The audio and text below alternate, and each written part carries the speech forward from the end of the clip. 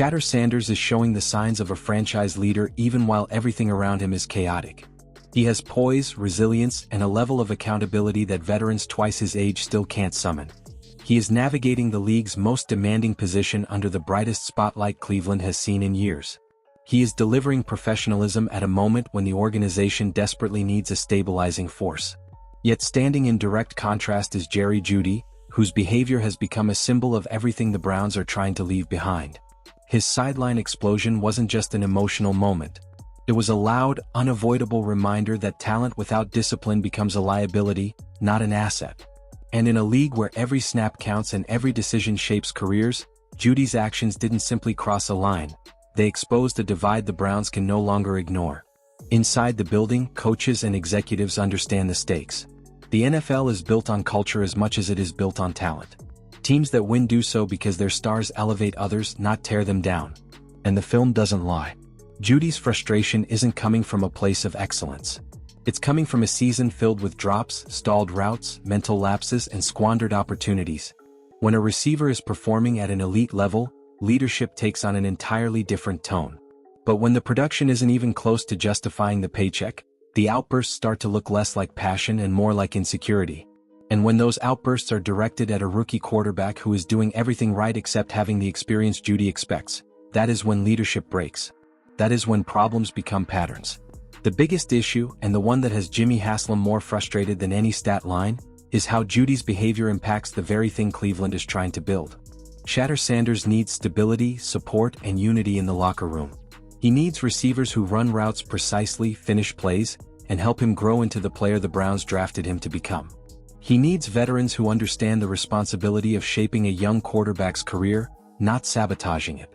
The entire organization has spent months crafting an environment that allows Shadur to grow without the noise and pressure that often crush rookie quarterbacks.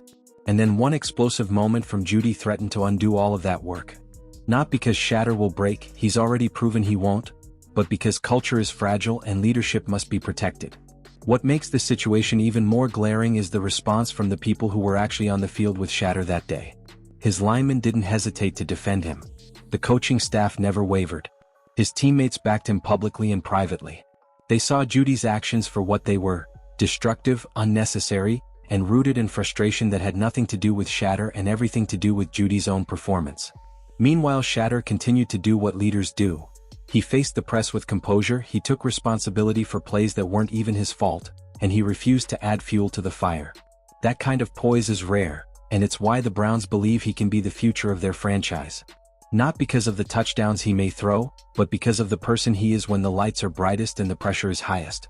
Inside the locker room, Jeudy's outburst didn't inspire fear or respect. It inspired confusion.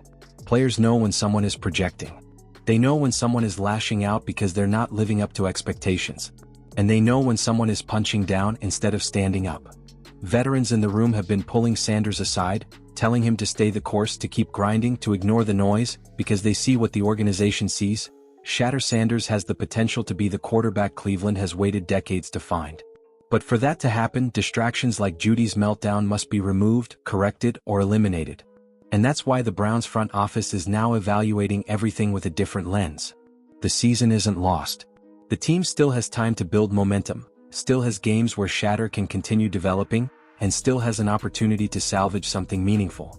But that won't happen with internal chaos overshadowing development. Haslam's message behind closed doors was direct. The Browns will support Shadur. They will protect him. They will build around him. And anyone who threatens that stability, regardless of contract size, name recognition, or past accomplishments, will be dealt with. This isn't about punishing Jerry Jeudy. It's about setting the tone for the future. The Browns have spent years searching for a quarterback who embodies maturity, leadership, and professionalism. They drafted one. They now have a chance to build something real. But culture is a choice, and Haslam appears ready to choose development over ego, unity over drama, and accountability over excuses. The next few weeks will determine how this unfolds.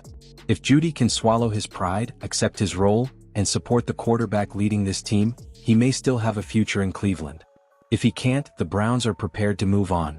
Because in the NFL, especially for a franchise that has spent years rebuilding, one principle always rises above the rest. Talent helps you win games.